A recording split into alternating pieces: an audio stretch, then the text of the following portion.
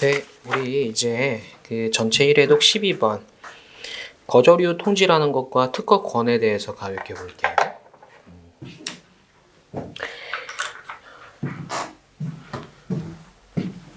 출원을 해요. 출원을 했어. 거절 이유가 없잖아요. 특허 등록돼요. 특허 되는 거야. 근데 거절 이유가 있으면 거절 결정하게 됩니다.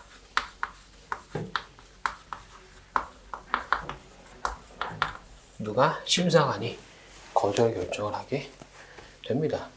근데 거절 결정할 때에는 왜 거절 결정하는지 알려줘야 돼요. 예를 들어서 신규성 위반이다 뭐 이런 거절 사유를 알려줘야 돼. 예를 들어서 수많은 거절 이유가 있거든. 수많은 거절 이유가 있어요. 그 중에서 거절 이유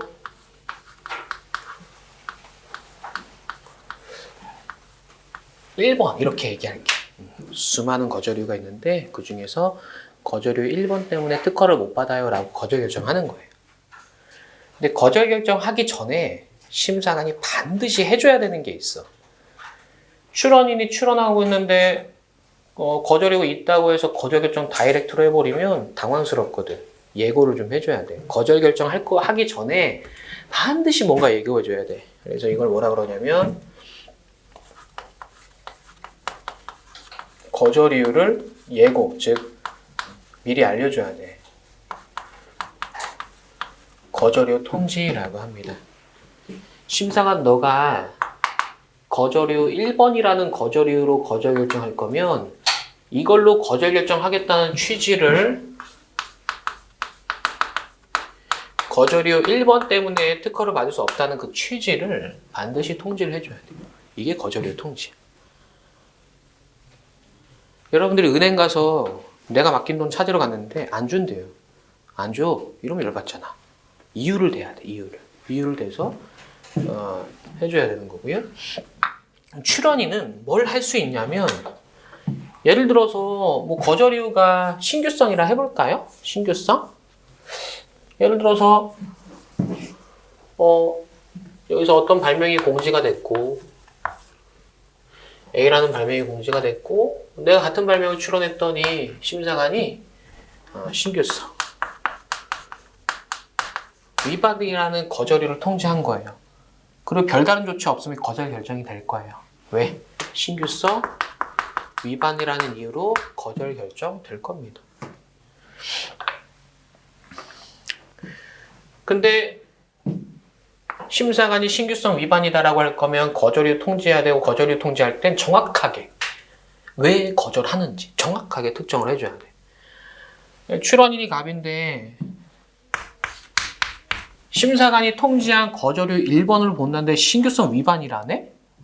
근데 신규성 위반인 이유가 내가 출원하기 전에 공지된 것 때문이라고 하네? 근데 이거 내가 공지한 건데? 라고 보여지는 거야. 내가 공지한 거고 나 12개월 안에 들어오는데? 라는 생각이 드는 것이. 그럼 여기다가 반박할 수 있어요. 거절이유 통지 받으면 너 심사관 거절이유 통지 했는데 그거 내 거야 라고 의견서를 낼 수 있는 예를 들어서 신규성 위반이고 예를 들어서 그 공지가 내 거라면 공지의 주장 할 수 있다 이거죠. 의견서를 내면서 이거 공지된 거 아니야 라고 할 수도 있는 거고요. 또는 이게 내 거 아닐 수도 있지? 내 게 아닐 수도 있어요. 그렇죠? 내 게 아닐 수도 있어. 내 거 아니면 공지의 주장도 못해. 그럼 뭐 하면 될까? 얘랑 똑같으니까 좀 바꿀 수도 있겠지. 이걸 뭐라 그랬어요? 보정이라 보정. 얘랑 똑같으니까 내가 A-로 보정해 볼게. 조금 다르게. 이렇게 해서 극복할 수도 있겠죠. 하면 출원일 소급표. 그러니까 핵심은 심사관 너가 거절 결정하기 전에 반드시 거절 이유 통지를 해야 내가 그 통지된 사유를 보고 의견서를 내든 보정서를 내든 갑의 절차적인 어떤 권리가 보호가 되겠죠? 갑이 어떻게 극복할지는 모르겠지만 일단은 통지를 해줘야 되는 거야. 갑이 극복을 할 수도 있고 안 할 수도 있고 못 할 수도 있는 건데 여튼 거절 결정하기 전엔 반드시 거절료 통지해서 갑에게 알려주라 이거야. 갑은 상황에 따라 의견서를 낼 수도 있고 보정서를 낼 수도 있는 건데 의견서 처음 나왔어요. 심사관 의견 너가 틀렸다 이렇게 의견서 낼 수도 있는 거야.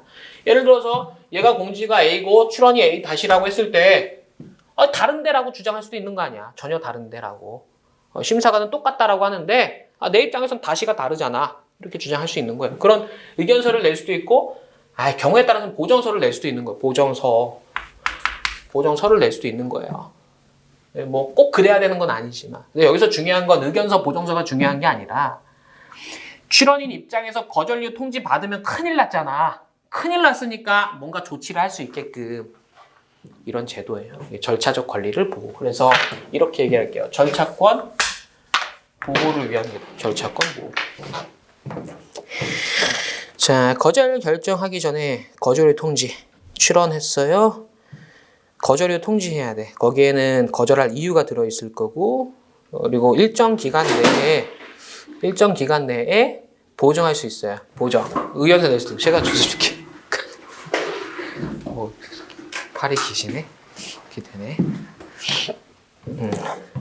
그래서 절차권 보호를 위한 거고 일정 기간 내에 의견서나 보정서를 제출할 수 있는데 이거 미리 알려드릴까요? 4개월. 4개월이에요. 뭐 중요한 건 아니고 시험 문제에선 중요해. 이게 원래 2개월이었거든요. 법이 바뀌었어. 4개월로. 법이 바뀔 수 있다 그랬죠? 핫하면 바뀌는 거야. 바뀌는 거고 여러분들은 64회 1차 시험 보겠지만 2개월에서 4개월로 바뀌었거든요. 올해 시험 문제 무조건 나올 거야. 핫하니까. 왜 바뀌었냐면 바뀔 필요가 있으니까 바뀌었거든. 4개월 내에 제출할 수 있게 됩니다. 거절 결정 이제 같은 이유로 거절 결정해야 돼요. 그럼 이거 될까요? 거절료 통지했어요. 거절료 1번으로 거절료 통지했어요. 그 절차 보장의 기회 줬죠, 갑한테. 근데 거절 결정할 때 거절료 1이 아니라 거절료 2번으로 거절 결정할 수 있을까? 그거 절대 안 되는 거야. 되셨죠? 거절료 1번으로 거절 결정할 거면 그 전에 거절료 1번으로 거통하는 거예요. 거절료 통지. 거절료 1번 갖고 거절료 통지해놓고 거절료 2번으로 거절 결정할 수는 없어요. 예를 들어서 신규성 위반이라고 거절료 통지해놓고 진보성 위반으로 거절 결정할 수 없어요. 절차 보장의 기회를 준 게 아니야. 심사관 너가 거절 결정할 거면 그 이유 먼저 통지해야 돼. 통지된 이유와 다른 이유로 거절 결정할 수는 없어요. 되셨어요? 이 컨셉. 그래서 중요해요. 거절 결정의 거절 이유랑 거절 이유 통지의 거절 이유가 똑같아야 돼. 다르면 절차권 보장의 기회를 준 게 아니에요.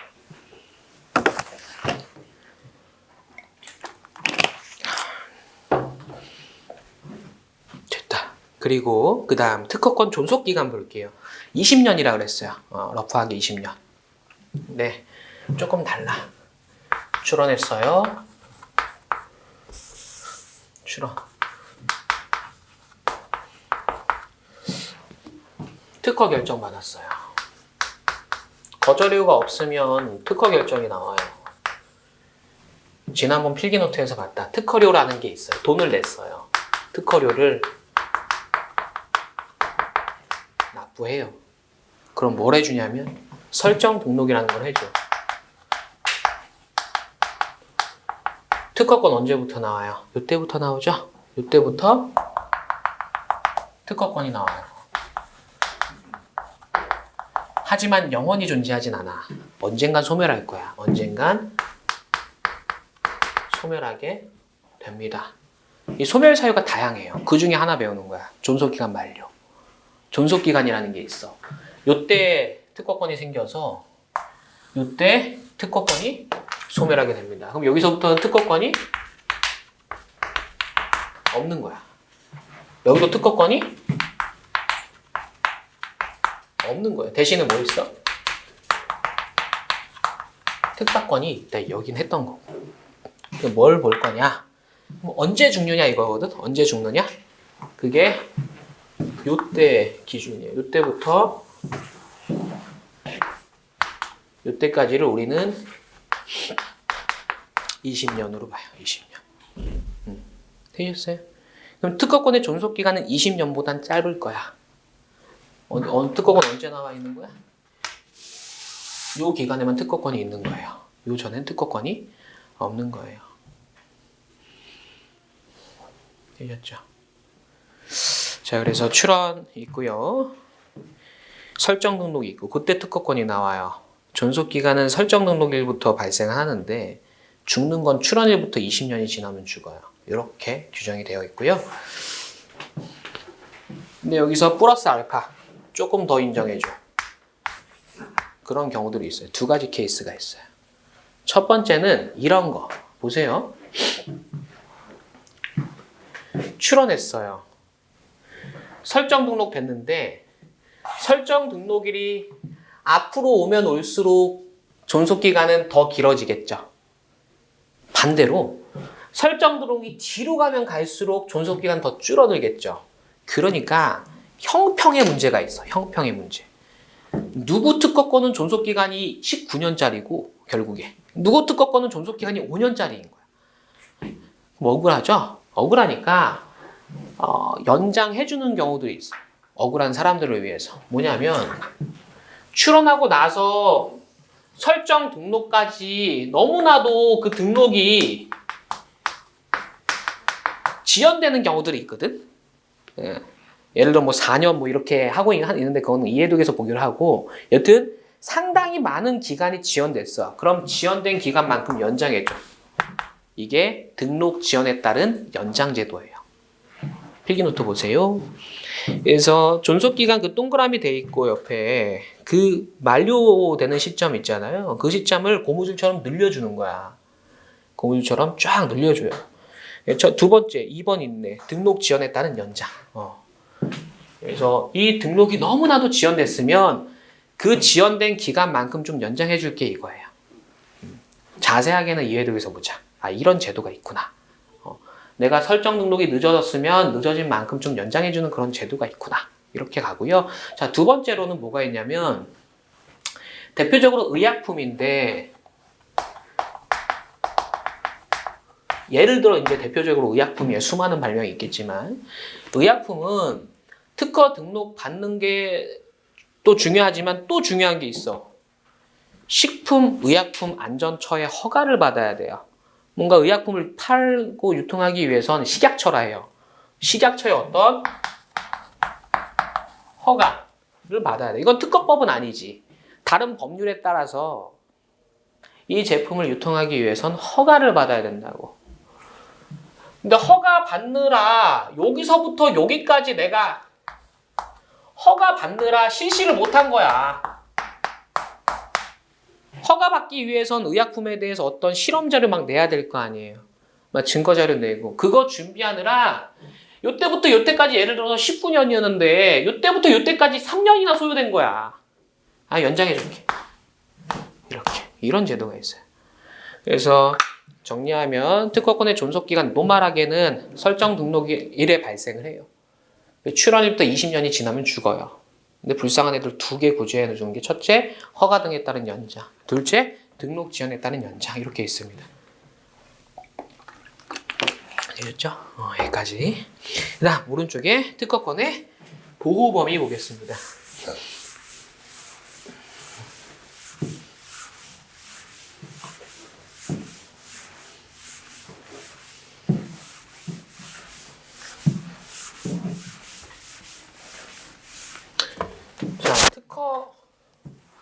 출원할 때 출원서 플러스 지겹게 반복할 거예요. 출원서 플러스 첨부서류. 첨부서류에는 명세서, 필요한 도면, 요약서 이렇게 말씀을 드린 거고 명세서는 발명의 설명, 청구 범위 이렇게 말씀을 드렸어요. 청구 범위. 자, 특허권의 보호범위래. 보호범위 어디서 나올까요? 청구범위에서 나오겠죠.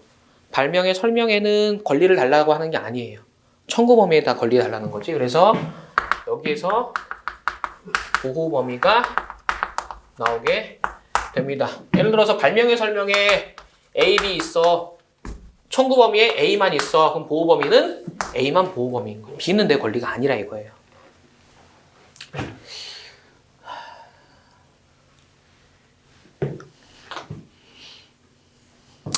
자, 갑이 지금부터는 청구범위입니다. 청구범위. 갑이 특허를 받았는데 핸들, 안장, 바퀴, 거울. 핸들, 안장, 바퀴, 거울로 구성된 자전거에 대해서 자전거에 대해서 특허 등록을 받았어요. 특허 등록. 요 케이스. 자, 을이 이렇게 해봅시다. 실시하는 거야. 실시한다라는 게 아까 말씀드렸죠? 판매한다고, 만들어서 판다고, 이거예요. 우리 핸들, 안장, 바퀴, 거울로 구성된 자전거를 팔고 있어. 우리 처음 나온다. 침해일까요? 아닐까요? 침해라는 건 타인의 권리를 침해하는 걸 침해라 그래. 침해일까요? 아닐까요? 침해예요. 똑같은 거 팔고 있잖아. 똑같은 거 팔고 있으니까 얘는 침해가 됩니다. 그 필기노트에 있어요. 침해가 될 거고요. 자, 그럼 이 케이스 한번 볼게. 이 케이스.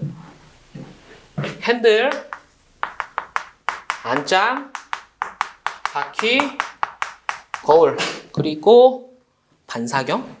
반사경 뭐지? 자전거 바퀴에 있는 그거. 반사경 있죠? 그거. 반사경을 포함하는 그런 자전거를 실시하고 있어. 침해일까요? 아닐까요?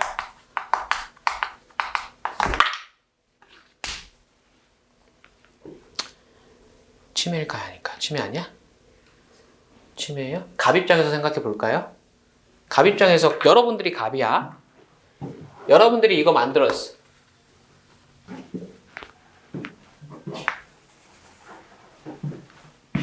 이거 더 포함해서 지금 실시하고 있어요. 비침해로 보면 열받지 않겠어?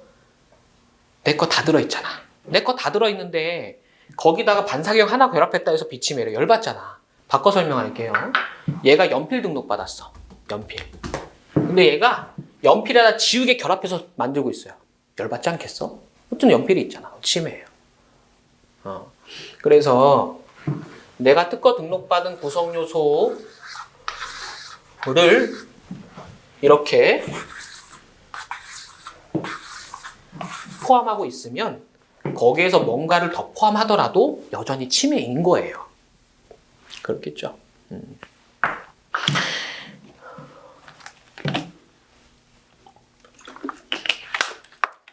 그럼 반대로 얘가 핸들, 안장, 바퀴로 구성된 자전거를 실시하고 있어. 침해일까요? 아닐까요? 침해? 아니에요. 침해가 아니야. 침해가 아니 침해고. 왜 그러냐면 이렇게 등록 받았거든? 거울까지 포함한 게 내 발명이에요. 얘는 거울 없잖아. 거울 없잖아. 거울 없으면 비침해예요. 그럼 너가 여기다가 침해를 묻고 싶었으면 거울 제외한 거 등록 받았어야지 이 말이야. 거울 제외한 거.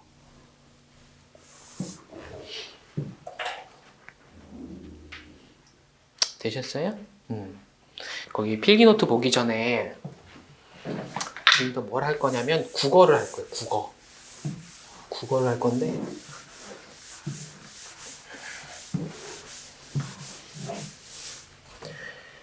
자, 모두 다 자전거입니다.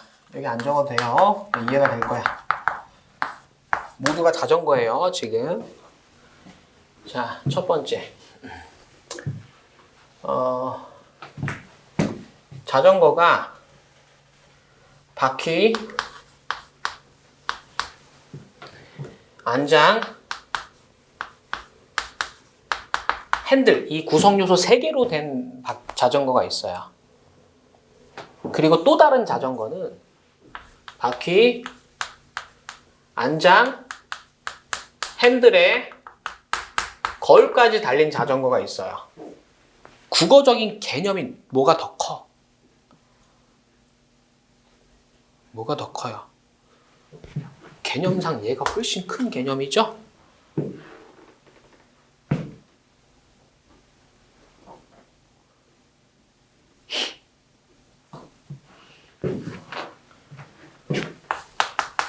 서울시 강남구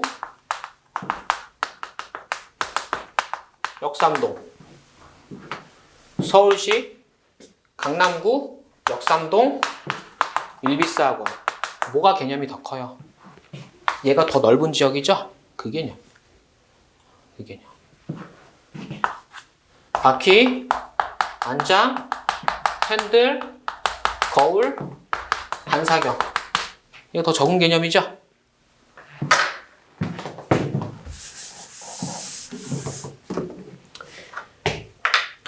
구성 요소가 하나, 둘, 셋. 구성 요소가 하나, 둘, 셋, 넷. 구성 요소가 하나, 둘, 셋, 넷, 다섯. 늘어나잖아. 늘어나죠?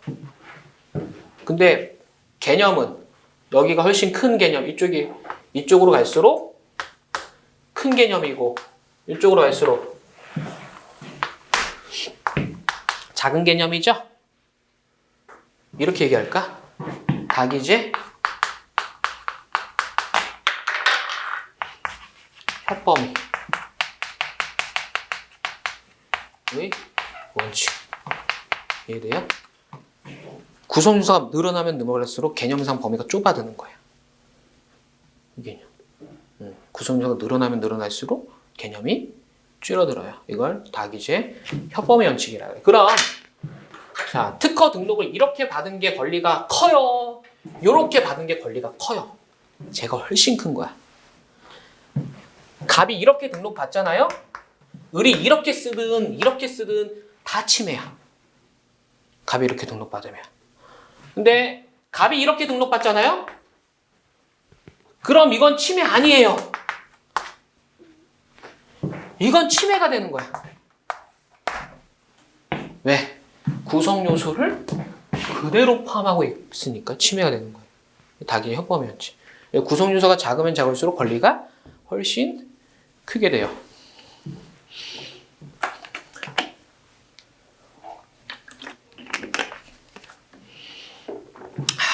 18페이지에 자, 특허권의 보호 범위는 청구 범위에 의해서 정해진다. 여기 이거죠? 청구 범위에 의해서 정해지는 거고, 특허권자 갑이 핸들, 안장, 방키, 거울을 포함하는 자전거를 등록받았어.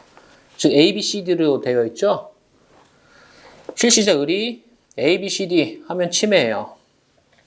실시자 을이 A, B, C만 하면 비침해예요. 실시자 을이 A, B, C, D, E 하면 다 침해예요.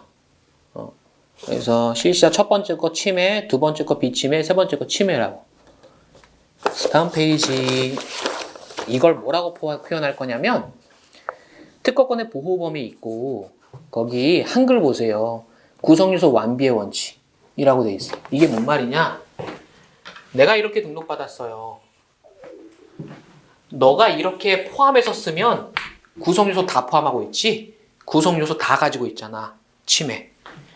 근데 내가 이렇게 등록받았는데 다른 사람이 이렇게 실시하면 구성요소 다 있지 않잖아. 비침해. 구성요소 완비의 원칙이고요. 영어로는 All Element Rule 이렇게 얘기를 해요. AER이라고도 해. AER 알고 있어야 되는 표현입니다. 구성요소 완비 원칙 이해되시죠? 그리고 다기제 협범위 원칙 요거도 이해되시죠? 보세요. 원인데 제일 가장자리 있는 게 A 플러스 B로 구성된 발명이야. 이게 권리가 가장 크겠죠? 맞지? 그리고 여기서 A, B, C로 가면 조금 줄어들겠지? A, B, C, D, A, B, C, D, E로 갈수록 더 줄어들겠지? 이게 다기제 협범위였지. 됐나요? 요거. All Element Rule과 다기지 협범면책을 좀 이해를 해주시고요. 그 다음 이용관계 보겠습니다. 오늘은 1회독 하면 다 끝나겠다. 2회독은 못하겠다.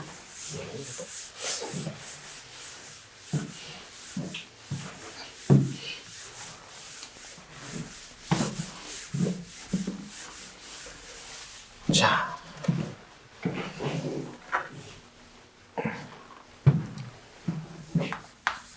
값이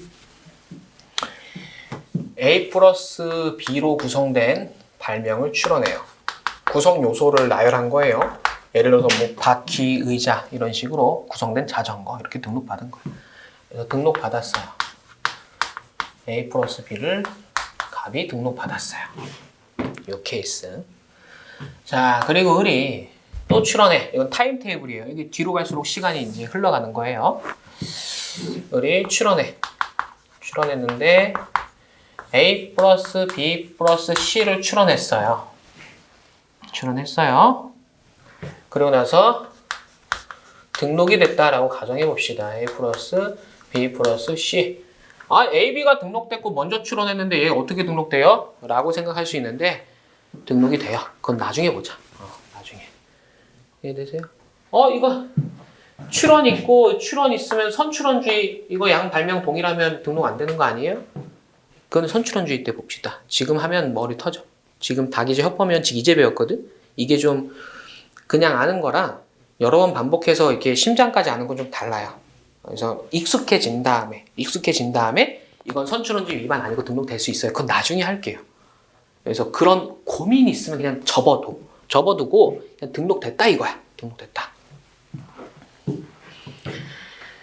자, 이것도 적법하게 등록된 거고요.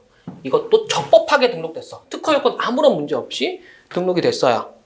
이 상태에서 값이 A 플러스 B로 구성된 발명을 실시하는 경우와 을이 A 플러스 B 플러스 C라는 발명을 실시하는 경우에 한번 비교를 해볼게요. 값이 A 플러스 B라는 발명을 실시하게 되면 을의 특허권을 침해할까요? 안 하겠지. 왜? AR.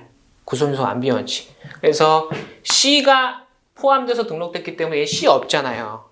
얘 실시해도 이 권리를 침해하지 않습니다. 반면에 을이 A, B, C 실시하잖아요? 이 권리 침해하겠죠. AR. 그래서 이렇게 실시하게 되면 이 권리를 침해하게 돼요. 그러니까 이상한 거야. 아니, 등록 받았는데 실시하니까 앞에 있는 거 권리 침해네? 이게 말이 돼? 돼요. 되는 거야. 특허법은 이런 걸 아주 좋아해요. 왜 좋아하냐면 자전거라 생각할게요. 거울 없는 자전거예요. 갑이 거울 없는 자전거 만들었어. 근데 을이 거울 달린 자전거 만들었어요. 돈 되잖아. 산업발전 이바지 하잖아. 보호해줘야 되겠죠. 이것도 등록을 해줘요. 등록해줬는데 이 실시할 때 갑의 권리를 침해하지 않는다라고 하면 갑은 열받겠지. 그럼 나 왜 등록받았냐 이거야. 그래서 갑의 권리를 침해하게 되는 거죠. 그래서 내가 출원했을 때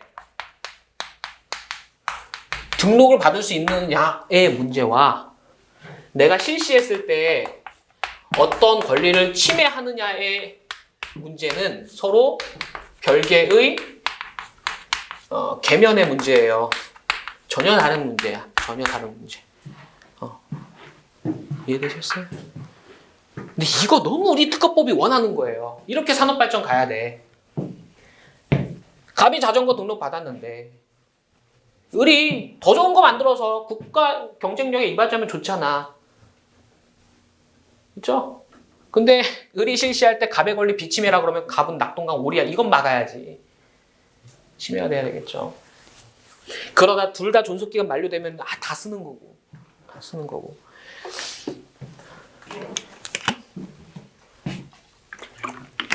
이런 걸 뭐라 그러냐면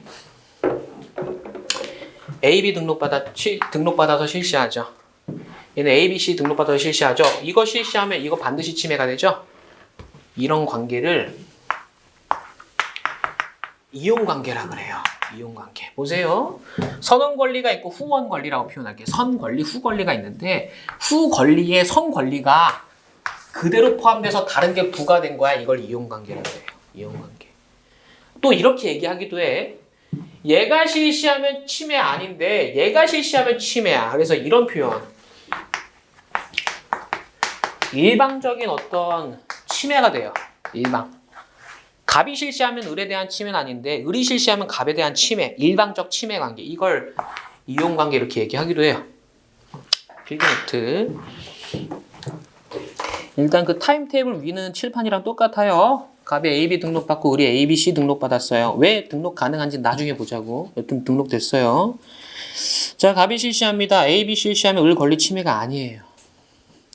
근데 을이 실시합니다. 을이 ABC 실시하면 갑의 권리가 침해가 돼요. 즉 자기 발명을 실시해도 갑의 권리 침해가 돼요. 이런 걸 뭐라 그래요? 그 밑에 갑의 실시는 을의 권리 침해가 되지 않지만 을의 실시는 갑의 권리 침해가 되는 일방적 침해를 이용관계. 일방적 침해 이해됐고요. 이용관계 이해됐어요. 자, 그럼 을은 실시하면 침해네? 그럼 을은 등록받고 실시 못하네? 그럼 뭐하러 연구해? 그쵸? 연구 안 할 거 아니야. 이게 침해면은 나 어차피 실시 못하잖아. 실시할 수 있게 해줘야겠죠, 법에서. 첫 번째, 야, 너가 갑 동의 받아서 실시해. 돈 내고 써. 이게 원칙. 근데 갑이 동의 안 해줄 수 있잖아. 그럼 을은 또 낙동강 오리알 되는 거 아닙니까? 그러니까 너가 갑한테 잘 얘기해서 라이센스 받아와. 못 받았어? 우리가 도와줄게. 강제로 실시할 수 있게 해줘요. 보겠습니다. 을은 갑의 동의를 받거나 이게 먼저 퍼스트. 먼저 해줘야 돼. 근데 그거 안 됐잖아? 그럼 차선책으로 통상실시권 허여심판 그냥 거기다 밑에다 강제 적어주자. 강제. 강제로 실시할 수 있는 권리를 뺏어올 수가 있어요. 되었나요? 강제로 뺏어올 수 있는 그런 어떤 제도예요. 통상실시권 허여심판 뭐 지금 이해 못하고 잠시 후 이해할 거예요. 그래서 자신의 특허 발명을 실시할 수 있다. 자, 여담이지만 갑이 A, B를 실시하면 을의 권리를 침해하진 않죠. 만약에 갑이 A 플러스 B 플러스 C 실시하면 을의 권리 침해일까요? 이건 침해야. AR. 침해예요. 너가 이렇게 등록받고 이렇게 실시하면 을의 권리 침해예요. AR. 그러니까 침해인지 아닌지는 AR 갖고 하고요. 침해일 때 이제 어떻게 극복할래? 뭐 라이센스 받거나 강제로 뺏어오거나 이렇게 돼요. 사실 이감기도 마찬가지야. 우리 3회독에서 할 건데 2회독에서 하겠구나. A, B, C에 대해서 A, B 등록받고 A, B, C 실시하는 거죠? 이거 실시하면 을의 권리 침해가 돼. 그쵸? 그 갑은 뭐 해야 되냐면 라이센스 받아야 돼요. 안 해줘? 강제 실시권 할 수도 있어요. 그거 나중에 볼게 그거는. 그래서 지금은 그냥 이용관계 만들고 을은 갑한테 말 잘해서 라이센스 받아오고 안 되겠어 그럼 강제로 뺏어오고 이렇게 이해하십시오. 다음 페이지.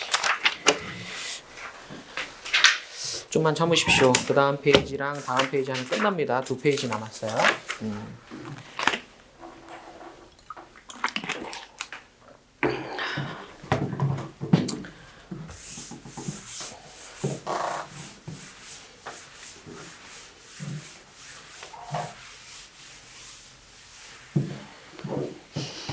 자, 그 다음에 이제 침해라는 단어를 이제 은근슬쩍 던져드렸는데 침해는 요건을 만족해야 침해가 됩니다. 갑이 어떤 발명에 대해서 특허 등록을 받았어요. 특허 등록을 받았어. 이거 말씀 안 드려요. R이 등록이란 뜻이에요. R. 레지스트레이션 해갖고 R 이렇게 써요. R. 등록을 받았어. 그리고 을이 예를 들어서 A'이라는 발명을 실시한다라고 할 때 을의 실시가 갑의 특허권 침해가 되려면 4가지 요건이 필요해. 첫째, 6. 갑의 특허권이 존재해야 돼. 유효한 권리가 있어야 돼요. 되셨죠? 두 번째, 보호. 등록된 특허 발명과 실시 중인 A- 발명을 비교해서 얘가, 즉 을이 실시하는 물건, 얘가 갑의 특허권의 보호 범위에 속해야 돼. 보호 범위 어떻게 판단한다고? 청구 범위 기준으로 본다 그랬죠? 아까 말씀드렸죠. 예, 봤어요. 청구 범위 기준으로 볼 거고 뭐 AER 이런 거 배웠죠? 구성요소 완비 원칙. 이런 거 갖고 보호 범위에 속하는지를 판단해요. 그 다음에 을이 정당한 권한 없이 실시해야 침해예요. 우리 지금 뭘 볼 거냐면 이걸 볼 거야. 이게 뭔지. 하나 더 잠깐. 그 다음에 업으로서 실시해야 돼. 업으로서 실시한다라는 말은 뭐냐면 예를 들어서 얘가 장난감 등록받았어. 자전거 등록받았어요. 근데 을이 자전거를 만들어서 팔아먹고 있어. 한 수십 개 만들어서 팔아먹고 있어. 사업을 하고 있다 이거야. 그럼 업으로서 실시한 거예요. 그건 침해야. 근데 그게 아니라 을이 손재주가 좋아서 갑의 자전거를 그대로 만들어서 그냥 내가 타고 다녀. 그건 업으로서 실시가 아니에요. 이해되세요? 개인적인 실시, 가정적인 실시. 좋은 특허 보고서 그냥 내가 스스로 만들어서 하는 건 괜찮다 이거야. 필기노트 보세요. 침해 요건이라고 있고요. 첫 번째, 유효한 권리 있어야 돼요. 유효한 권리가 있어야 되고요. 두 번째, 정당 권한 없는 거. 이거 좀 잠깐 볼 거고. 세 번째, 보호 범위 내 실시여야 되고요.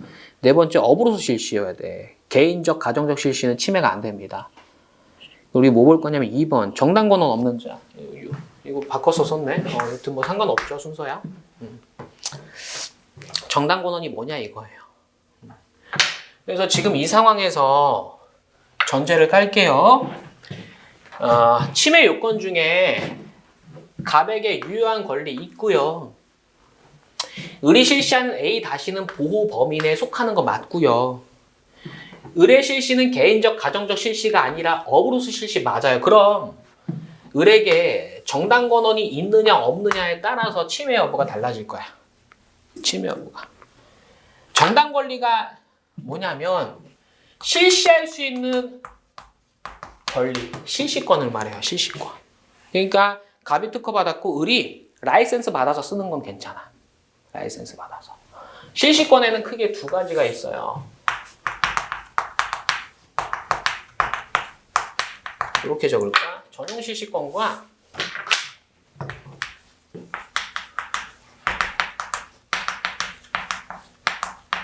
통상 실시권이 있어요. 전용 실시권과 통상 실시권. 전용 실시권이나 통상 실시권은 을이 갑한테 돈 내고 쓰는 거예요. 물론 갑이 천사여서 너 공짜로 써? 그래도 돼요. 유상 무상 상관은 없어. 여튼 을이 갑의 허락을 받아서 그렇게 실시하는 걸 전용 실시권 또는 통상 실시권이라 합니다. 갑의 허락을 받아서 하는 실시권이 됩니다. 통상 실시권 다른 거 있잖아요. 조금 이따 할게요. 여튼 일단 허락으로 좀 정리를 해보고. 전용과 통상의 차이거든. 전용과 통상. 전용은 나만 쓸 수 있어 이거야. 다른 사람 다 못 써. 이게 전용이에요. 다른 사람 다 못 쓰니까 얘는 독점적인 권리가 돼. 반대로 통상 실시권은 나만 쓸 수 있어 그게 아니야. 나도 쓸 수 있어요. 나도. 그래서 비독점적 권리가 돼요. 됐죠? 자, 독점적 권리이기 때문에 나만 쓸 수 있기 때문에 나 말고 다른 사람이 쓰잖아요? 그럼 야 하지마 할 수 있어. 그게 뭐냐면 다른 사람의 실시에 대해서 금지를 청구할 수 있어요. 너 하지마 이렇게. 금지 청구, 침해 금지를 청구할 수 있다 이거. 금지 청구 하지마. 금지 청구했어요. 근데 계속 실시하고 있어. 무시하고 돈 달라고 그럴 수 있어. 손해배상 청구도 할 수 있어요. 손해배상 청구, 손배청이라고 줄여서 적겠습니다. 이렇게 할 수 있는 거예요. 반면에 비독점적 권리는 당연히 나도 쓸 수 있는 거기 때문에 다른 사람한테 쓰지 말라고 못 하겠지. 따라서 금지 청구라든가 손배청 이런 거 할 수가 없는 권리예요. 되셨나요? 자, 그리고 요거 전용 실시권, 독점권이라 그랬고 특허권도 제가 독점권이라 그랬어요. 특허권도. 독점하면 뭐예요? 다른 사람 다 못해 이렇게 말씀드렸죠? 민법 잠깐 생각해 보자. 민법에 채권이라는 게 있고 안 갔나 물권? 근데 김동준 선생님 그 인문 강의 하시잖아. 인문 강의에서 한번 쭉 훑어주시잖아요. 채권 물권 알죠? 채권은 어제 제가 말씀드린 것처럼 대인적인 권리예요. 대인적인 권리. 그러니까 채권자가 채무자한테 빌린 돈 갚아 이렇게 할 수 있는 거지 채무자 아닌 사람한테 갚아 이렇게 못한다 이거예요. 이게 대인적 권리예요. 물권은 대표적으로 소유권이라는 게 있거든. 대표적으로 소유권은 예를 들어서 제가 이 연필을 소유하고 있단 말이에요. 이건 내 거예요. 그래서 여기 계신 분이 뺏어가려고 그래요. 하지 마! 여기 계신 분이 뺏으려 하지 마 할 수 있는 거야. 뺏겨서 돈 달라고 그럴 수 있어요. 그러니까 누구에게나 행사할 수 있는 권리야, 물권은. 얘도 결국은 대세적인 권리가 되는 거야. 대세적인 권리. 대세적인 권리 뭐라고요? 특허권이 있다고요. 전용시시권도 대세적 권리야. 그래서 얘를 뭐라 그러냐면 전용시시권을 물권이랑 비슷하죠. 채권이 아니라. 물권처럼 누구에게나 하지 마 이렇게 할 수 있는 거 아니야. 그렇죠? 그래서 준물권적 권리 이렇게 얘기를 해요. 준물권. 물권에 준하는 권리다. 이 물권적 준. 반면에 얘는 채권적 권리 이렇게. 채권적 권리. 채권? 채권은 이거잖아. 대인적. 누구한테만 돈 달라고 하는 거잖아요. 제가 말씀드렸죠? 권리하면 항상 뭐 있어? 의무라는 게 있어요. 상대방한테는. 그럼 을에겐 통상시시권이 있고 갑에겐 어떤 의무가 있을까요? 갑에게는 을한테 야, 너 하지 마! 말 못해. 갑 특허권자죠. 특허권자니까 다른 사람한테 야, 하지 마 할 수 있어. 그렇죠? 근데 을한테는 야, 하지 마 못해. 왜?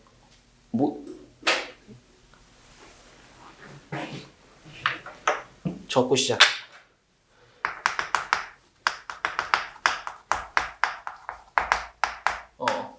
야, 하지 마. 부작용.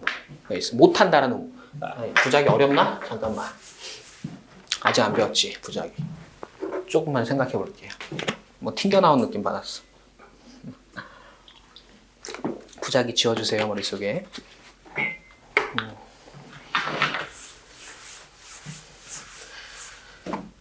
자, 보세요. 얘는 어떤 권리 있어? 나도 쓸 수 있어. 이런 권리 있어요. 얘는 어떤 의무 있어? 너 쓰지 마! 라고 하지 못할 의무가 있어요. 저렇게. 어떤 의무가 있냐면 너 실시하지 마! 라고 하지 못하는 하면 안 되는 의무가 있어요. 이건가? 안 되는 의무가 있어야. 이해돼요? 그러니까 의무라는 게 의무, 내가 뭘 해줘야 되는 의무, 적극적으로 내가 뭔가를 해야 되는 의무가 대부분인데 반대로 내가 하지 말고 그냥 입 다물고 있어야 되는 의무도 있는 거예요. 갑한테는 결국은 조용히 할 의무가 있는 거예요. 을이 권리가 있잖아요. 실시할 권리. 그럼 너는 을이 실시하게끔 그냥 프리하게 내비둘 의무가 있는 거예요. 근데 이 의무가 갑한테만 있죠? 다른 사람한테 없잖아. 그래서 이걸 채권적 권리라 하는 채권적 권리. 얘는 준물권적 권리. 보겠습니다. 자, 그래서 정당권은 없는 자여야 돼. 만약에 을이 전용실시권이 있거나 통상실시권이 있으면 정당권원이 있어서 비침해가 돼요. 정당권원이 있어야 되는 거, 있어야 비침해가 되는 거죠. 정당권이 없으면 침해가 되는 거예요. 전용실시권 봅니다. 독점적 권리 됐죠? 준물권적 권리 됐어요. 침해금지 청구, 손배청 다 돼요. 통상실시권, 비독점적 권리, 채권적 권리, 침해금지 청구 안 돼. 손해배상 청구 안 돼요. 왜? 비독점적 권리니까. 자, 그리고 전용실시권은 칠판 보세요. 오직 갑의 허락하에서만 생겨. 허락하에서만. 통상실시권은 허락에 의한 통상실시권도 있고요. 나중에 이해독에서 볼게요. 허락 없어도 그냥 특허법에서 야 얘한테 통상실시권 줘 하는 경우들이 있어. 그게 법정실시권이야. 법정실시권. 또 뭐가 있냐면 강제로 을한테는 허용해 이런 게 있어요. 아까 봤었죠? 이용관계에서. 그래서 전용실시권은 100% 다 허락에 따른 전용실시권이고요. 통상실시권은 대부분 허락에 따른 통상실시권인데 일부는 법률 규정에 의해서 통상실시권 줘 하는 경우가 있고 일부는 강제로 뺏어오는 그런 경우도 있어요. 이런 것들은 2회독에서 3회독에서 자세히 배우게 됩니다. 그래서 그 밑에 통상실시권 돼 있고 허락, 법정, 강제 세 가지가 있어요. 전용실시권 옆에 허락 적어주자. 허락. 전용실시권은 오로지 허락만 있어요. 허락만. 됐다. 그래서 실시권이 뭔지에 대해서 좀 봤고요.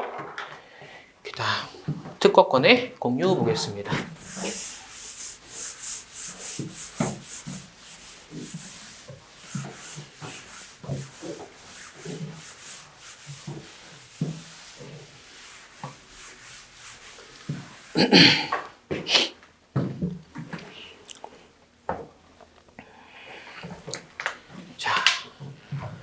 갑이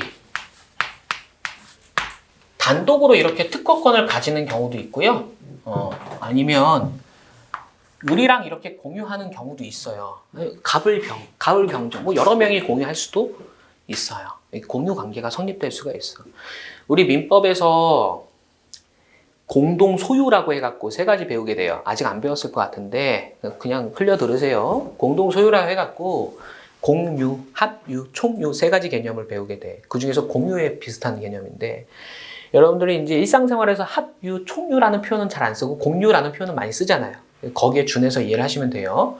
특허권을 공유하는 경우가 있어요. 이렇게 공유. 그리고 이런 거랑 좀 비교해 보자. 갑과 을이 부동산을 이제 공유하는 경우도 있을 거예요. 공유하는 경우. 예를 들어서 갑이 50%, 얘도 50% 이렇게 공유하는 경우도 있겠죠. 근데 이 부동산을 임대해갖고 임대 수익이 한 달에 100만 원씩 나온다 가정해 볼게요. 50만 원씩 나눠서 갖는 거야. 이 구조죠. 또는 임대료 아니어도 각각 을이 공유하고 있고 그럼 이 부동산에 대해서 얘는 50%를 사용할 권리가 있고 얘도 50%를 사용할 권리가 있는 거죠. 그렇죠? 나중에 이렇게 배울 거예요. 근데 특허권 공유는 굉장히 특이하다. 얘는 유형물이거든. 공유의 대상이 이렇게 눈에 딱 보여. 특허권은 얘는 무형이에요. 무형. 안 보여. 그냥 아이디어를 특허로 등록받는 거거든. 아이디어를. 왜 무형이야? 청구 범위에 국어로 기재한다니까. 핸들, 안장, 바퀴, 자전거 이렇게 등록받아요. 자전거 내가 실제로 제품을 만들어서 등록받는 게 아니라 국어로 등록을 받는 거야. 무형이고 이런 걸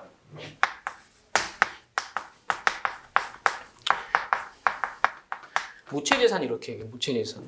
형체가 없는 재산. 어떤 특징이 있냐면 갑과 을이 특허권을 공유하고 있는데 그럼 이 특허 발명을 실시할 수도 있는 거거든요. 특허권이 있다라는 건 실시할 수도 있다라는 거야.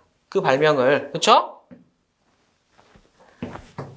갑도 실시할 수 있고요.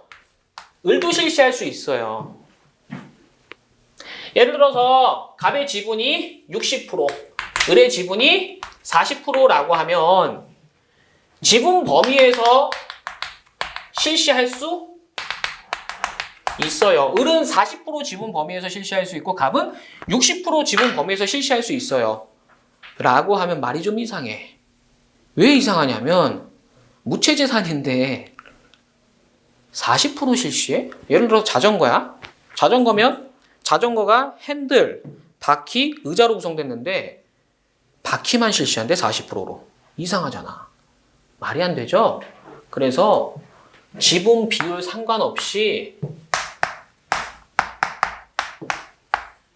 100% 다 실시하는 개념이에요. 내가 지분 0.00001%만 있어도 특허 발명 전체를 실시할 수 있어요. 지분 비율 관계없이 전체를 실시할 수 있는 특이한 권리예요. 부동산이랑 다르지. 그래서 1%만 있어도 돼. 아니야, 0.0001%만 있어도 전체를 실시할 수 있게 돼. 이게 특징. 왜? 무채재산이라 그래요. 무채재산. 쪼갤 수가 없잖아. 그러다 보니까 이렇게 되는 구조고요. 자, 그럼 얘 지분이 60%라 가정하고 얘 지분이 40%라 가정할게요. 근데 특허 발명 100%를 다 실시할 수 있대. 맞죠? 돈은 누가 더 잘 벌까? 모르지. 모르죠. 더 많이 판 사람이 더 많이 벌겠죠. 좀 가정 좀 심각하게 해보자. 얘가 지분을 95% 갖고 있고 얘가 5% 갖고 있대. 그래도 모르는 거예요. 얘가 더 잘 팔 수도 있는 거야. 예를 들어서 갑이 개인이야.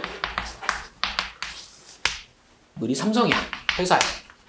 얘가 잘 팔겠죠. 그들이 가지고 있는 판매망, 어떤 시스템 갖고 엄청 잘 팔 거 아니야.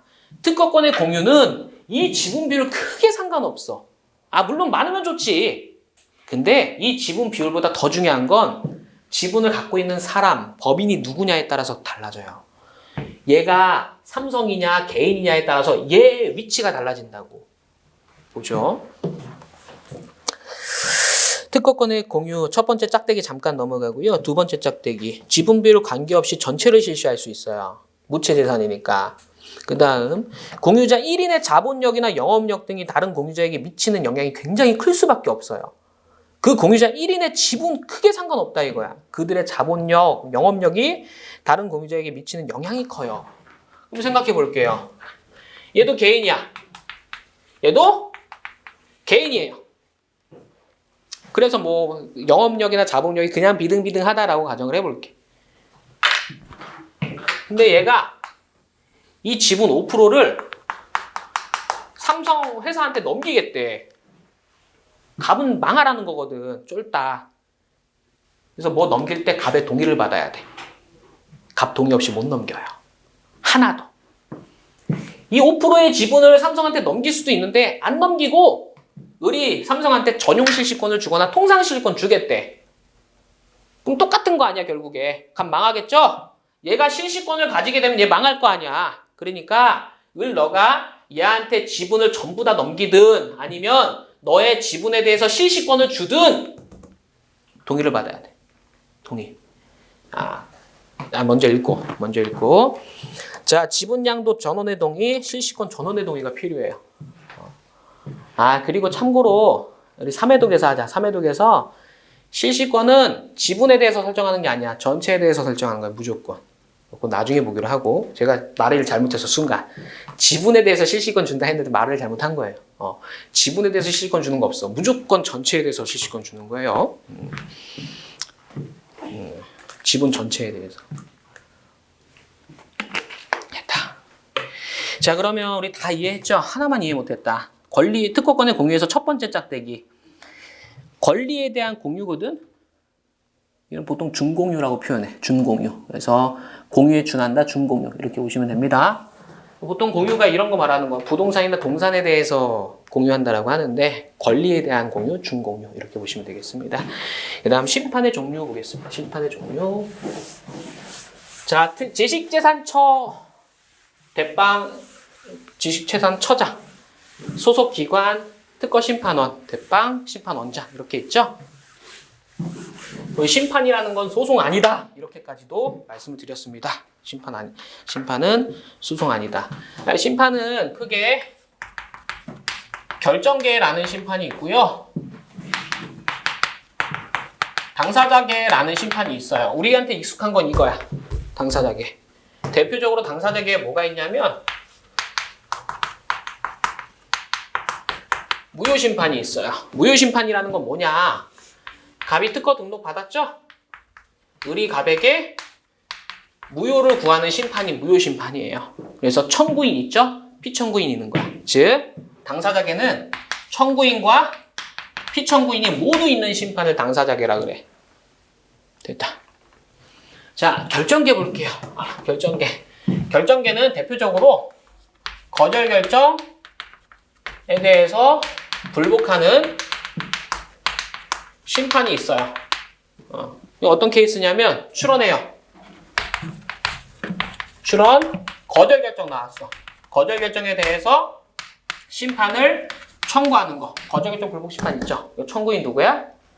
출원인이 갑이면 청구인도 갑이에요. 피청구인 없어. 청구인만 있는 거야. 피청구인 없어. 는 청구인만 있고 피청구인 없는 거. 이런 걸 결정계 심판이라 그래요. 결정계 심판. 자, 그리고 무효심판 말고 또 당사자계 심판이 뭐가 있냐면 권리범위 확인 심판이 있어요. 권리범위 확인 심판. 갑이 특허 등록받았어요. 을이 B를 확인 대상 발명으로 해서 갑한테 권리범위 속하지 않는다라는 소극적 권리범위 확인 심판. 반대로 속한다라고 하는 적극적 권리범위 확인 심판. 다 청구인 피청구인 있죠? 당사자계. 이거 말고도 아까 잠깐 봤는데 통상실시권 허락 또는 허여의 심판이라는 게 있어. 예를 들어서 갑이 A 플러스 B 등록받았고요. 을이 A 플러스 B 플러스 C 등록받았어. 이용관계. 기억나죠? 을이 갑한테 라이센스 달라고 했는데 갑이 안 준대. 강제로 뺏어와야겠지. 그거. 자세하게 나중에 보자. 이런 통상실시권 허여의 심판이 있어요. 그리고 무효심판이 사실은 이거 말고 세 가지가 있어. 세 가지. 그래서 특허 무효. 우리가 봤던 거 이거 특허를 무효로 하는 거예요. 뭐가 있냐면 아까 존속기한 연장 가능하다 그랬죠? 연장했는데 나중에 무효로 시킬 수도 있어요. 연장 무효. 이런 게 있어. 이런 게. 그리고 결정기에는 또 뭐가 있냐? 정정심판이라고 있어요. 정정심판. 나중에 보자. 특허 등록 전에 뭐가 있어? 보정했죠. 특허 출원하고 나서 보정하고 나서 등록될 수 있어. 그 보정 말고 보정은 등록 전에 하는 거고요. 등록 후에도 좀 바꿀 수 있어. 이걸 정정이라 그러거든. 그런 정정 심판이 있어요. 이것도 결정계. 그리고 취소, 결정, 불복, 특허, 취소, 신청이라는 제도가 있는데 이건 뭐냐면 무효심판 한번 생각해보면 을이 갑에게 무효를 청구하는 거잖아요. 특허 취소 신청은 무효심판과 비슷한데 결정계인 어떤 제도가 있어요. 이건 나중에 볼게요. 여튼 얘도 한쪽만 있어. 이렇게 보면 되겠다. 그리고 이 정정심판이 있죠? 정정심판에 따라서 정정됐어 특허가. 근데 이게 무효가 될 수도 있어. 정정, 무효심판도 있어요. 됐죠? 그래서 우리가 여기서는 일단 결정계는 거불심, 정정심판, 특허 취소 신청, 무효심판은 특허 무효, 연장 무효, 정정 무효. 즉 무효, 무효, 무효 세 가지 있는 거고요. 무효, 무효, 무효. 권리범위 확인 심판, 통상실권 허용 심판. 얘네들은 청구인, 피청구인의 대립구조고 얘는 청구인만 있는 거. 얘는 이제 둘 중 하나만 있는 거야. 이렇게 보죠. 얘가 조금 논란의 소지가 있거든. 근데 얘는 조금 논외로 하더라도 여튼 청구인만 있는 게 결정계. 근데 얘도 결정계예요. 자세하게 나중에 보자. 라는 거. 그래서 결정계 심판에 대립구조 없죠. 대립구조 없어서 거불심이나 정정심판, 특허 취소 신청. 대립구조 있는 게 당사자계 심판이고 무효, 무효, 무효, 권리범위, 통실화 심판. 이렇게 있습니다. 그리고 그 밑에 참가, 불가, 참가 가능 뭐 넘어갈게요. 나중에 봅시다. 나중에 볼 거고. 그 다음 심결에 대한 불복 어떻게 한다 그랬죠? 심결. 심판원에서 심결 나왔어. 소재기 간다 그랬어요.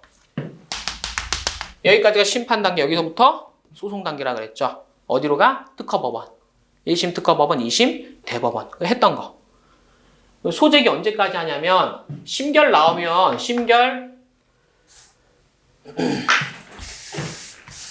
심결이 나오면 심결 나왔다고 심결 등본을 송달해줘요. 송달 받은 날부터 30일 이내에 소재기해야 돼.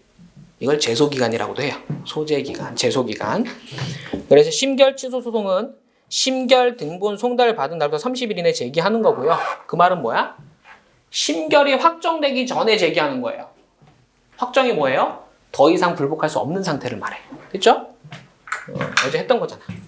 확정이 뭐다? 더 이상 불복할 수 없는 상태를 말한다. 이렇게 말씀드렸죠? 볼게요. 심결 나왔어. 심결 등본을 송달해요.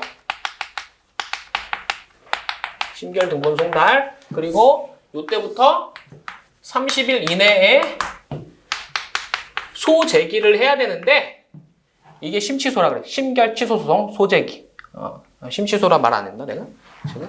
거기 써있네. 심결 취소소. 이거를 이제 심취소 줄여서 얘기를 해요. 심취소. 어디다? 특허법원에. 2심은 대법원으로 가는 거죠? 대법원 적지 말자. 하여튼 특허법원에 소제기를 하게 됩니다. 특허법원에서 판결이 나오면 대법원으로 상고한다. 상고한다. 라고 말씀드렸죠? 항소 아니고 상고다. 이런 말씀드렸습니다. 소제기 할 거고. 자, 근데 30일 내에 소제기 안 했어. 그러면 요 심결 있죠? 여기서 확정이 돼. 심결이 확정이 돼. 요 30일 지나면 더 이상 불복이 안 돼. 불복이 안 되니까 확정이 되는 거예요. 인용심결이면 인용심결 확정된 거고 기각심결이면 기각심결 확정된 거예요. 됐어요? 이건 원래 불복이 안 돼. 통상의 방법으로는 불복이 안 돼. 근데 예외적으로 재심이라는 제도가 있어요. 재심. 이 확정심결에 중대한 하자가 있어. 예를 들어 판사가 돈 먹었어. 그럼 안 되잖아. 그러면 다시 한번 다툴 수 있게 재심을 열어요. 재심은 소송이 아니야. 심판이야. 심판이기 때문에 특허 심판원장한테 제기하는 거예요. 아셨죠? 그래서 재심 청구 보시면 심결 확정하는 거야. 얘는. 확정되면 불복 안 된다면서요. 예외가 있기는 해. 재심. 그렇죠? 그래서 심결에 대해서 불복하는 통상적인 방법은 심결 취소 소송, 소제기를 말하고요. 만약에 확정됐다, 그럼 비상의 불복 방법이 있긴 해. 아주 확정 심결에 아주 중대한 하자가 있다라고 하면 뒤집을 수 있는 기회를 다시 줘요. 이게 재심이라는 제도고요. 마지막으로 심결 취소 소송의 심리 범위입니다. 심결 취소 소송이 뭔가요? 심결에 대해서 불복하는 소송이죠. 특허법원을 1심으로 하는 그런 소송일 겁니다.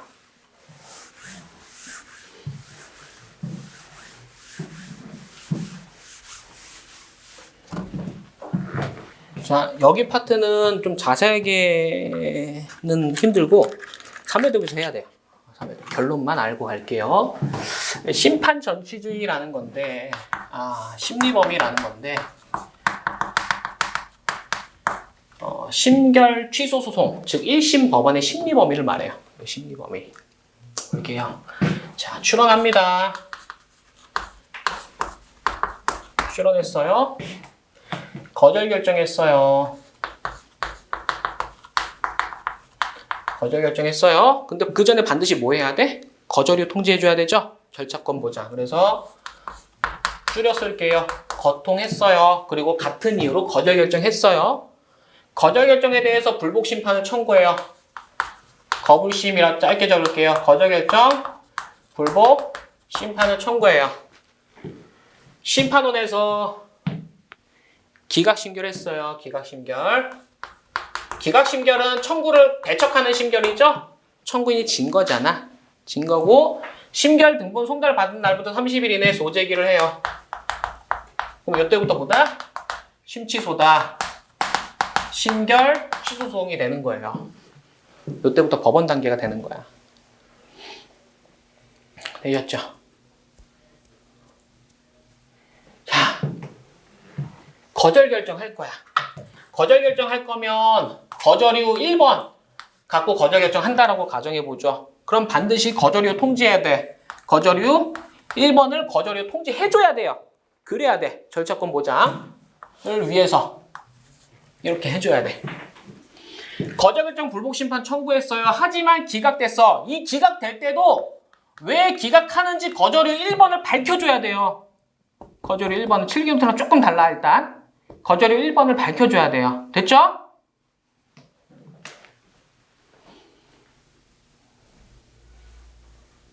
근데 거절유 1번으로 기각신결할 때는 여기서 이거에 대해 거절유 통지 안 해줘요. 해줄 필요도 없어요. 됐어요? 왜냐하면 거절유 1번에 대해서는 이미 절차 보장 받았거든. 그래서 같은 거절 결정의 거절 이유 있죠? 얘랑 같은 이유로 기각 심결할 거면 그냥 하면 되지 거절유 통지할 필요 없어요. 그런데 이 기각 심결할 때 거절유 1번이 아니라 거절유 2번으로 기각 심결할 수도 있거든요. 새로운 거절 이유로. 그러니까 거절 결정은 거절유 1번으로 했는데 거절유 통지도 거절유 1번으로 했는데 기각 심결할 때 거절유 2번으로 기각 심결할 수도 있어요. 그러니까 얘는 신규성으로 거절했는데 얘는 진보성으로 기각할 수 있다라는 거예요. 그 대신에 거절유 2번에 대해서는 출원인이 한 번도 절차 보장을 받은 적이 없잖아. 그럼 뭐 해야 되냐면 반드시 거통을 해줘야 돼. 뭐에 대해서? 거절유 2번에 대해서. 지금 필기노트는 노란색 적어놓은 거야. 노란색. 필기노트 볼까요? 갑이 출원해요. 거절유 1번으로 거통받았어요. 거절유 1번 같은 거절유로 거절 결정됐어요. 거절 결정 불복 심판 청구해요. 그리고 거절유 2번으로 거통했어요. 같은 이유로 기각했어. 이거 돼. 만약에 거절유 2번으로 기각하는데 거절유 2번에 대해서 미리 거통하지 않으면 그건 위법한 거예요. 그러면 안 돼.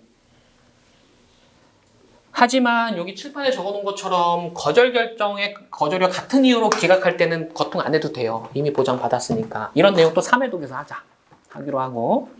자, 그 다음에 여기서 하고 싶은 건 뭐냐면 아까 거부심 청구할 때 청구인 누구?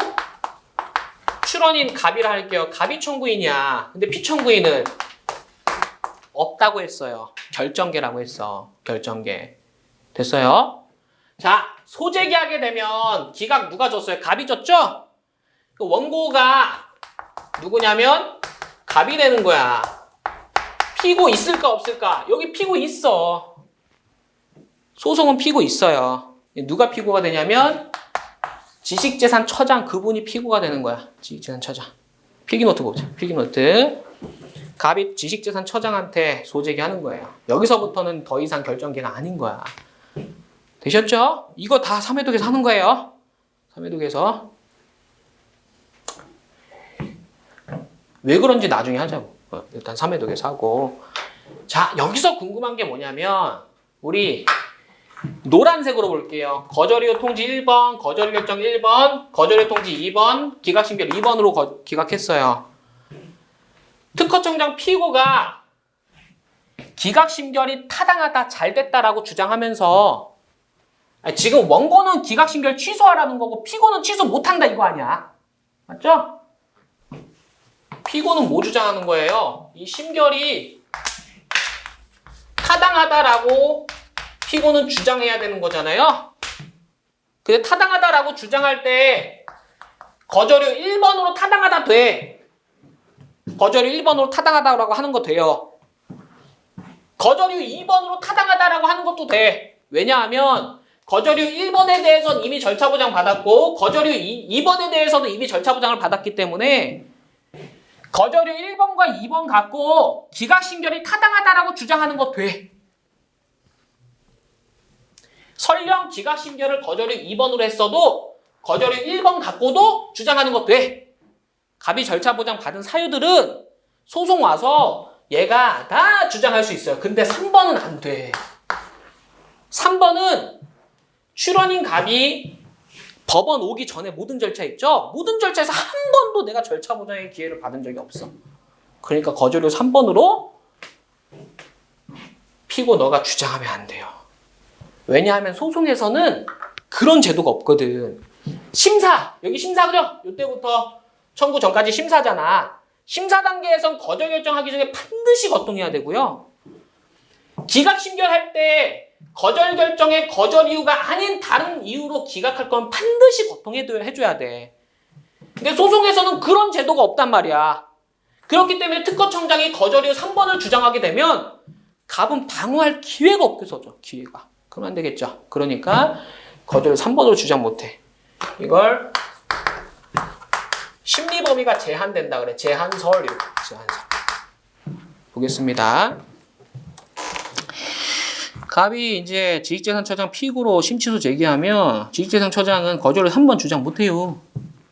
거절이 3번에 대해선 원고 갑, 출원인 갑이 단 한 번도 절차 보장의 기회를 받지 않았기 때문에 절차권에 대한 어떤 심각한 침해가 돼요. 그래서 안 돼. 밑에 박스 보세요. 위에 박스 보세요. 위에 박스 보면 결정계 심판의 심치소 심리범위 있죠? 이 제한설. 제한설이라는 건 이미 주장했던 사유만 주장할 수 있어요. 1번, 2번만 주장할 수 있고 새로운 거절에 주장 못해. 이게 제한설이야. 됐죠? 그리고 결정계 심판은 아까 말씀드린 것처럼 거절 결정 불복 심판 말고도 다른 것들도 있었어요. 걔네들도 다 마찬가지예요. 나중에 볼 건데. 반면에 미리 답부터 보면 2번 당사자계 심판은 무제한설이야. 다 돼. 당사자계 심판은.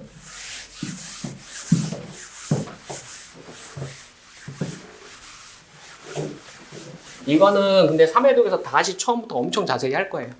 지금 조금 어렵게 느껴질 수 있거든. 자, 등록받았어요. 특허 등록받았어요. 갑이. 그리고 을이 무효심판을 청구해요. 무효심판 청구해. 여기서 뭐 기각심결 났다고 가정하죠. 기각심결. 여기에 대해서 소재기 했어요. 그럼 요때부터 법원. 이전엔 심판원이죠. 이게 무슨 소송? 심결, 취소, 소송이 될 거예요. 자, 무효심판 청구 의리했어요. 기각됐대. 의리 졌죠? 의리, 갑한테 소재기. 의리 원고, 갑이 피고가 되겠네요. 자, 무효심판 청구하고 기각심결 될 때까지 의리 주장한 무효사유가 무효사유 1번이었어. 소송에서 무효사유 1번을 주장하는 건 아무 문제 없어. 당연히 돼요. 당연히 되는 거야. 무효사유 2번 할 수 있어? 할 수 있어. 무제한설. 당사자계 심판은 무제한설이에요. 보겠습니다. 갑이 출원했고 등록받았고 심판 청구했어요. 을이. 여기서 무효사유 1번으로 인용신결 나왔습니다. 거기서 갑이 을에게 소재, 이건 뭐 칠판이랑 달리 인용신결 상관없어요. 인용이든 기각이든.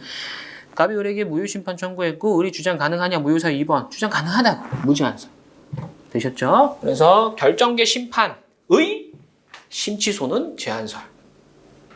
당사자계 심판의 심취소는 무제한설. 심리범위가. 새로운 무효사유 또는 새로운 거절을 주장할 수 있냐? 이 관점이에요. 이거 심리범위의 한 10% 본 거예요. 10%.